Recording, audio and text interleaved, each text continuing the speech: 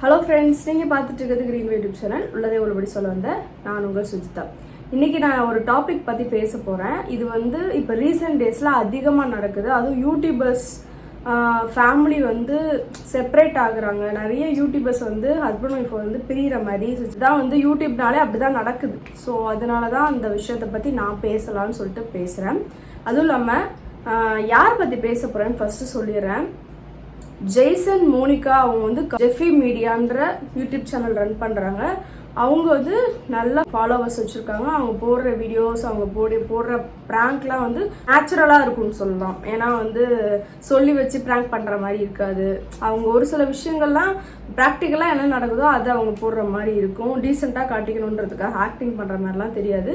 So இப்போ நான் என்ன பேச வரேன், அவங்கள பற்றி நம்மளுக்கு என்ன தேவையா அப்படின்னு பார்த்தீங்கன்னா, அவங்கள நான் பல வருஷமாக ஃபாலோ பண்ணிகிட்டு இருந்தேன். அவங்கள்ட்ட இன்ஸ்டாகிராமில் மோனிகாட்டையும் பேசியிருக்கேன், ஜெய்சன்ட்டையும் பேசியிருக்கேன். ரெண்டு பேருமே பார்த்தீங்கன்னா மெசேஜ் பண்ணாலும் சரி, மோனிகாவுக்கு மெசேஜ் பண்ணாலும் சரி, ரெண்டு பேருமே பார்ப்பாங்க. அந்தளவுக்கு அண்டர்ஸ்டாண்டிங்கோட தான் இருந்தாங்க. லேடிஸால தான் வரும். அதையும் அவங்க யூடியூப்பில் ஃப்ராங்காக போட்டிருக்காங்க. அதையும் நான் பார்த்துருக்கேன். இப்போ அவங்க ஃபேமிலியில் இஷ்யூ நடக்கிறதுல எனக்கு என்ன தோணுது, நான் ரெண்டு சைடுமே பார்க்கும்போது எனக்கு என்ன தோணுது அப்படின்னு பார்த்தீங்கன்னா, கண்டிப்பாக இப்போ ஜெய்சன் எப்படி எதிர்பார்க்குறாங்கன்னா, ஒய்ஃப்னா சாஃப்டாக இருக்கணும், மற்றவங்களுக்கு இருக்கிற மாதிரி அடக்க ஒழுக்கமாக. அந்த வீடியோவை பார்த்து நான் அப்சர்வ் பண்ண வரைக்கும் நான் சொல்கிறேன், அடக்க ஒழுக்கமாக இருக்கணும், எதிர்த்து பேசக்கூடாது, நம்மளுக்கு ஒரு அடிமை மாதிரி இருக்கணும் அப்படின்ற மாதிரி நினைக்கிறாரு போல. ஸோ அதனால தான் இந்த பொண்ணை மேரேஜ் பண்ணியிருக்காங்கன்னு எனக்கு தோணுது. அந்த பண்ண டைமில் மோனிகா ஒரு இஷ்யூவில் மாட்டிக்கிட்டாங்க. என்னன்னா, இன்ஸ்டாகிராமில் கை தவறி போட்ட ரீல்ஸு, அந்த ரீல்ஸை ரீசனாக வச்சு இப்போ ஜெய்சன் கேம் ப்ளே பண்ணுறாரோ அப்படின்னு எனக்கு தோணுது. ஏன்னா ஒரு பொண்ணை தப்பாக காட்டணும் அப்படின்னா கண்டிப்பாக ஒரே ஒரு விஷயம் தான் இருக்குது. என்னன்னு பார்த்தீங்கன்னா, அவள் நடத்த கெட்டவ அப்படின்ற ஒரு வார்த்தையை சொல்லி முடிச்சிடலாம். முடிச்சுட்டு அதனால நான் அப்படி பண்ணுறேன்னு சொல்லிட்டு பேசிக்கிட்டு இருக்காரு எல்லா சேனல்லையும். அதெல்லாம் வேடிக்கையாக இருக்குது. ஒரு பொண்ணு ஏதாவது ஒரு தப்பு பண்ணாங்களா, இவ்வளோ வருஷம் எப்படி இருந்தாங்க, 8 வருஷம் எப்படி இருந்தாங்க அப்படின்னு பார்க்கும்போது அவரே வாய் திறந்து என் பொண்டாட்டி மாதிரி இல்லை, அவள் சூப்பர் லைஃப்பை கொண்டு போவா, குழந்தைங்க நல்லா பார்த்துப்பா, எனக்கு அவ்வளோ உண்மையாக இருந்தா, நீ இவ்வளோ நாள் கரெக்டாக தானே இருந்த, இப்போ நான் தப்பு பண்ணாமல் கிடையாது, நான் 80,000 பொண்ணுங்கள்கிட்ட கூட பேசுகிறேன், ஆனால் நீ கரெக்டாக தானே இருந்த, இப்போ நீ கரெக்டாக இல்லாதப்போ நான் உன்னை விட்டு வெளியே போகிறேன், இதெல்லாம் நியாயமாஜி. ஆக்சுவலாக இதில் எப்படி ஒன்று திணிக்கப்படுதுன்னா, ஒரு பொண்ணு எந்த தப்புமே பண்ணாமல் ஒழுக்கமாக வாழணும், ஒரு பையன் தப்பு பண்ணாலும் அப்படின்ற கான்செப்டுக்கு தான் கொண்டு போகிறாங்க. இது ஏன் இந்த அளவுக்கு போகுதுன்னு எனக்கு தெரியல. அதுவும் இன்ஸ்டாகிராம் யூடியூப்லலாம் ஜெய்சன் ஃபேன் நிறையா இருப்பாங்க, மோனிகா சப்போர்ட் பண்ணுறவங்க நிறைய பேர் இருப்பாங்க.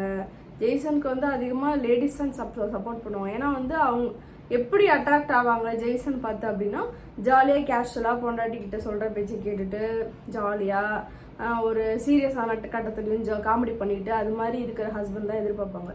ஸோ அது மாதிரி அவர் இருக்கிறனால எல்லாரும் பேசுறதுக்கு ட்ரை பண்ணுறாங்களோ அப்படின்னு எனக்கு தோணுது.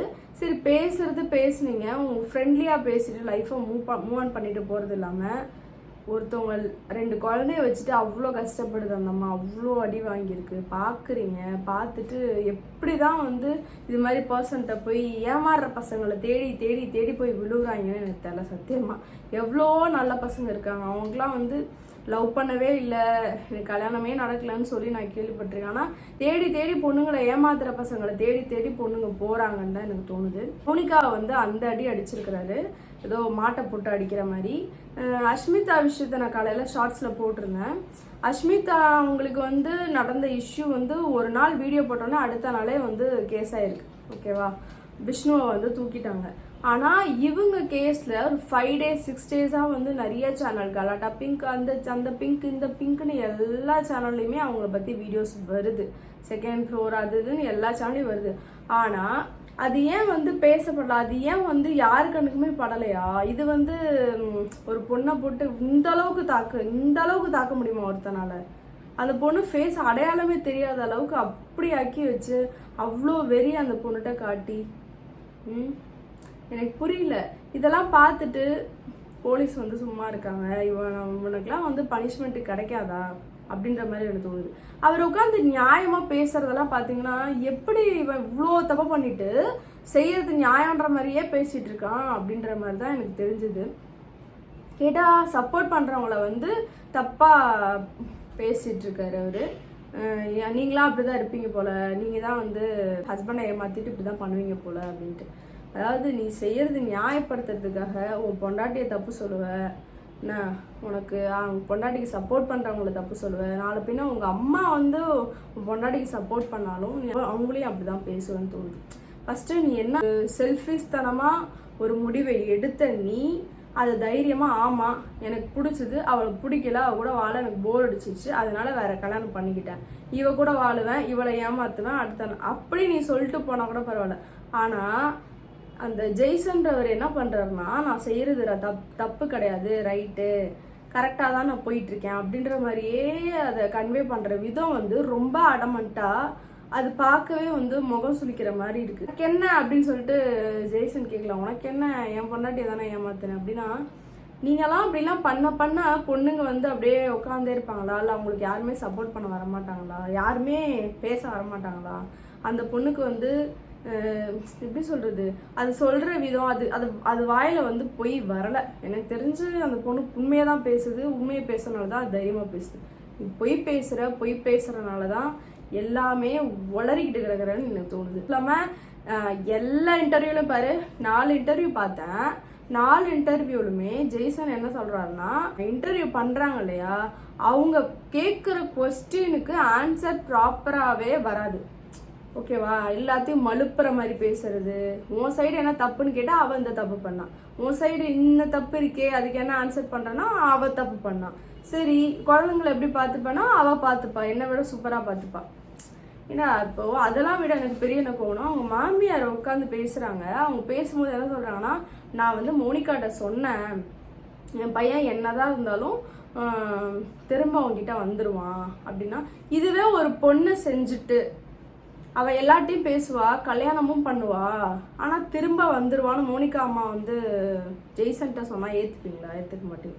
அப்புறம் ஆம்பளைக்கு ஒரு நியாயம், பொம்பளைக்கு ஒரு நியாயமா, பணக்காரனுக்கு ஒரு நியாயம், ஏழைக்கு ஒரு நியாயமா, என்னன்னே எனக்கு புரியல. எல்லாமே வந்து பொண்ணுங்களுக்கு ஆப்போசிட்டாக தான் நடக்குது. எதுதான் வந்து பொம்பளைங்களுக்கு வந்து ஆதரவாக பேசுகிறாங்கன்னு எனக்கு எங்கேயுமே பார்க்க முடியல. பொம்பளைங்களுக்கு ஆதரவாக யாருமே பேச மாட்டுறாங்க, பொம்பளைங்களுக்கு அகேன்ஸ்டாக தான் நடக்குது. அதுக்கு சொல்யூஷன் கிடைக்குதா அப்படின்னா ஒரு 50% தான் கிடைக்குது. எப்படி கிடைக்குதுன்னா கமெண்ட்ஸில் மட்டும்தான் கிடைக்குது.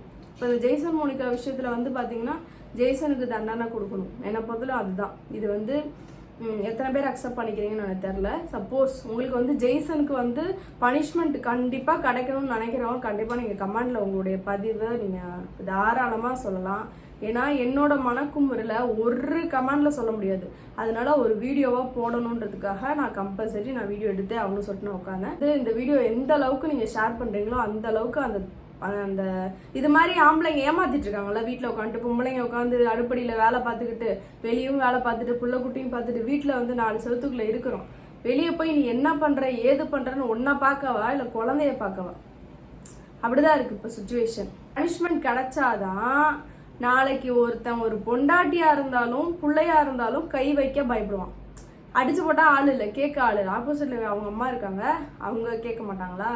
நீ அப்பயுமே அவ்வளோ தைரியமா அடிச்சு போட்டிருக்கனா, நீ பண்ற தப்பெல்லாம் நீ பண்ணுவ, ஆனா அடிக்கிறது வந்து அந்த பொண்ணை போட்டு அந்த அடி அடிச்சிருப்ப. ஆக்சுவலா அந்த பொண்ணு உண்மைஞ்ச பேத்திருக்கணும், பேக்காம விட்டுச்சுன்னு சந்தோஷம். அந்த வீடியோ பார்த்த எல்லாருக்குமே ரொம்ப நன்றி. அடுத்த ஒரு சூப்பரான வீடியோவில் பார்க்கலாம். அதுவரை நான் உங்கள் சுஜிதா. நன்றி, வணக்கம்.